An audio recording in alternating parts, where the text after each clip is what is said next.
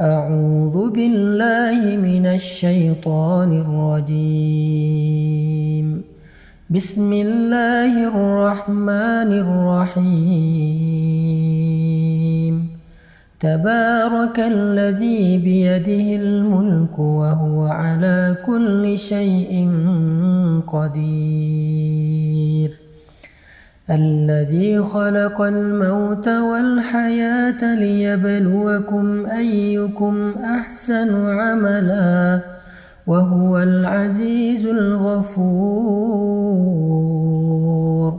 الذي خلق 7 سماوات طباقا ما ترى في خلق الرحمن من تفاوت فارجع البصر هل ترى من فطور ثم ارجع البصر كرتين ينقلب إليك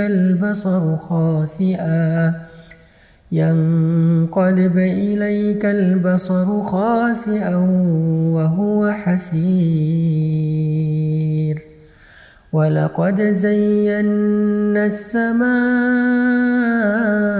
الدنيا بمصابيح وجعلناها رجوما للشياطين وأعتدنا لهم عذاب السعير. وللذين كفروا بربهم عذاب جهنم وبئس المصير. إذا ألقوا فيها سمعوا لها شهيقا وهي تفور تكاد تميز من الغيظ كلما ألقي فيها فوج سألهم خزنتها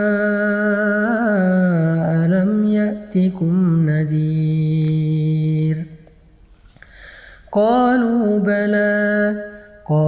بلى قد جاءنا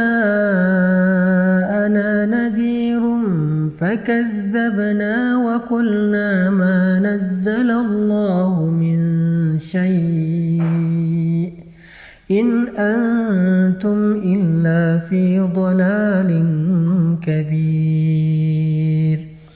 وقالوا لو كنا نسمع أو نعقل ما كنا في أصحاب السعير فاعترفوا بذنبهم فسحقا لأصحاب السعير.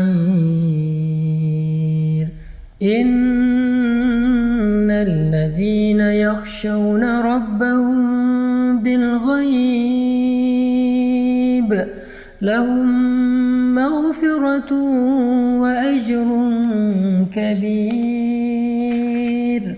وأسروا قولكم أو اجهروا به إنه عليم بذات الصدور.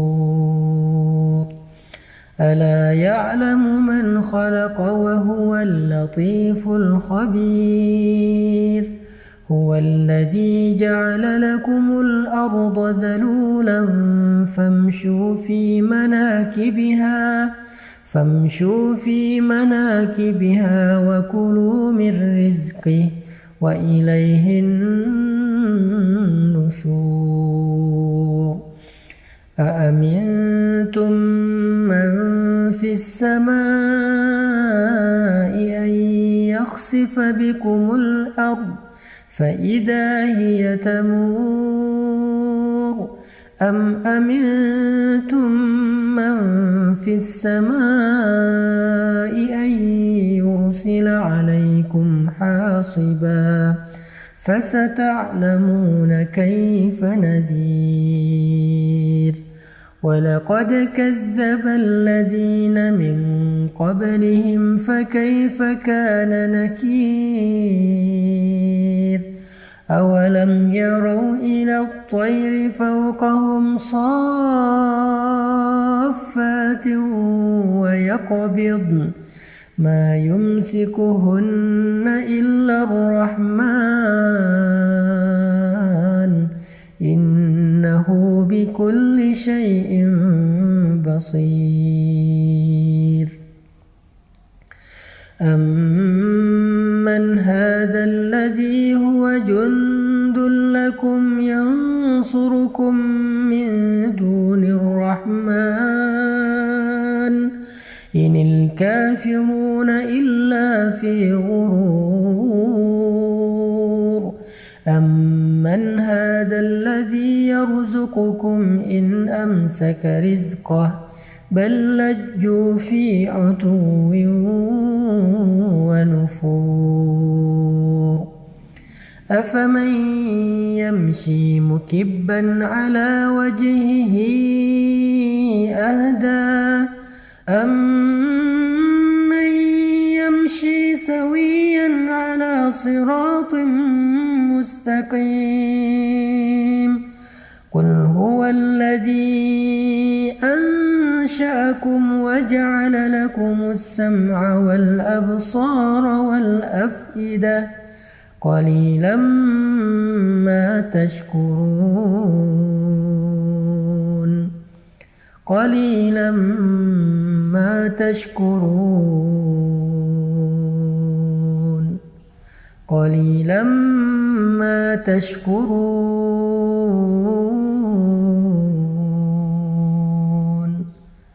قليلا ما تشكرون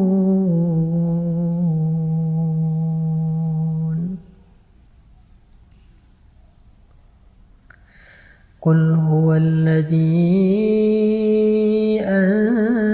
أنشأكم وجعل لكم السمع والأبصار والأفئدة قليلا ما تشكرون قليلا ما تشكرون.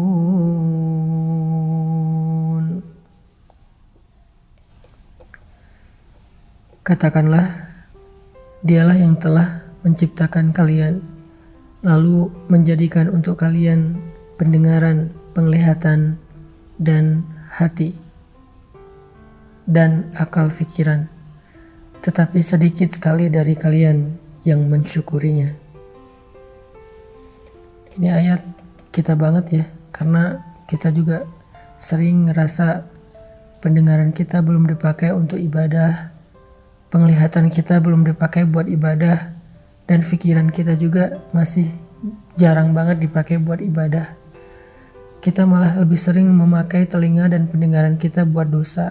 Kita sering menjadikan pandangan kita itu hanya melihat hal-hal yang dilarang oleh Allah. Dan pikiran kita sering lupa kepada Allah. Kita sering ingat hal-hal yang lain, kita ingat makhluk, kita terus ingat orang yang kita cintai, tapi kita sering lupa sama Allah. Itulah kenapa kita dikatakan qalilan ma tashkurun, sedikit sekali yang mampu kita syukuri dari nikmat-nikmat Allah. Ini salah satu renungan penting di surat Al-Mulk. Qalilan ma tashkurun, qalilan ma tashkurun. Qul huwallazi zara'akum fil ardi wa ilayhi tuhsyarun. ويقولون متى هذا الوعد إن كنتم صادقين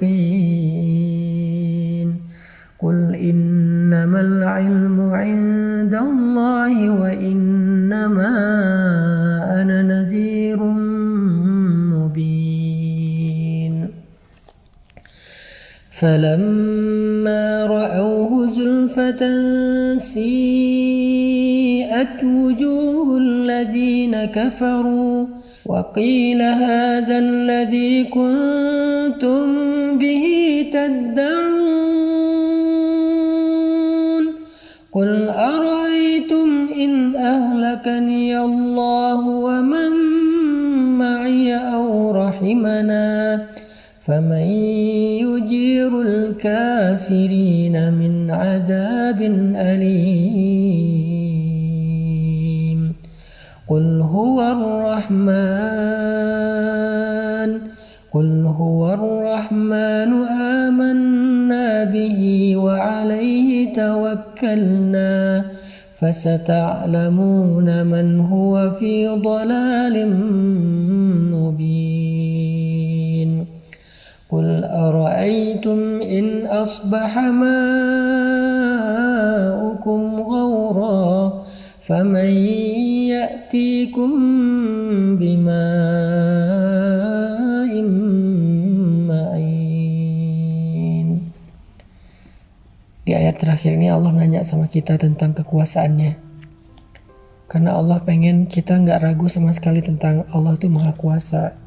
Allah itu bisa apa aja yang dia kehendaki. Sehingga harusnya kita berserah diri kepada Allah. Makanya Allah nanya di ayat terakhir, coba kalian sebutkan, kalau sumur kalian menjadi kering, kalau tanah kalian menjadi gersang, kalau sungai-sungai kalian nggak lagi mengalir, maka siapa yang mendatangkan untuk kalian air yang jernih? Siapa yang menurunkan hujan? Siapa yang menjadikan tanaman-tanaman kita bisa tersirami dengan air lalu tumbuh dan kita menikmati hasilnya? Siapa yang menjadikan sumur-sumur kita menjadi penuh?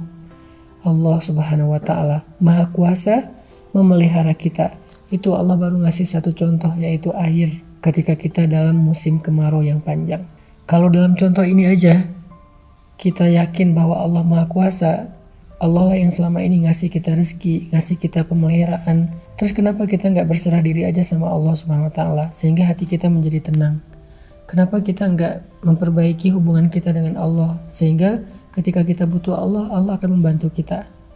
Makanya Allah bertanya tentang surat Al-Mulk, surat tentang kekuasaan Allah. Allah nanya, kalau sumur kalian kering, siapa yang mendatangkan kalian air yang jernih? Itu adalah pertanyaan akidah yang kita hanya bisa menjawabnya dengan iman, bukan dengan lisan.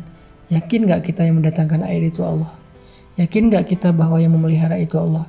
Yakin gak bahwa yang memberi rezeki itu Allah? Sehingga kita gak boleh merasa kecil hati, putus asa hanya gara-gara kita kehilangan seseorang yang berpengaruh bagi kita. Hanya gara-gara kita kehilangan seseorang yang kita berharap dia bisa bantu kita. Hanya gara-gara kita ditinggalkan oleh makhluk. La, masih ada Allah bersama kita. Sehingga kalimat Nabi, la tahzan, innallaha ma'ana. Jangan khawatir kalau kita lapar. Jangan khawatir kalau kita sedang gak punya rezeki. Karena Allah yang mendatangkan air hujan, maka Allah juga yang bisa mendatangkan rezeki untuk kita.